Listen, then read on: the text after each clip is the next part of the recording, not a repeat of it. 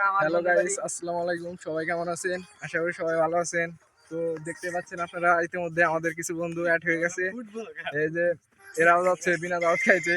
তো মামা, তোমার অনুভূতি কি তুমি একটু বলে দিলে ভালো হতো। আমার অনুভূতিটা হলো, আমি যদি ওই বাড়তে বিনা দাওয়াতে খাইতে পারি, মনে হয় আমি আবেগের বর্ষে আরো 10টা বছর বেশি বাঁচবো। মূলত কথা হচ্ছে ওখানে দেখি গাছের উপরে কাক উড়তেছে, তার মানে ওইখানে খাওয়া দাওয়া আছে, ব্যবস্থা আছে। এখন আমাদের আরিফ মামার কাছে যাচ্ছি আমরা। সবাই মিলে যাচ্ছি, এতে আনন্দই হচ্ছে।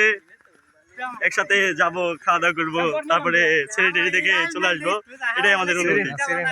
আর তো এই যে আমাদের শাহিন দাদু, এর অনুভূতি সম্পর্কে একটু ধারণা নেই আমরা।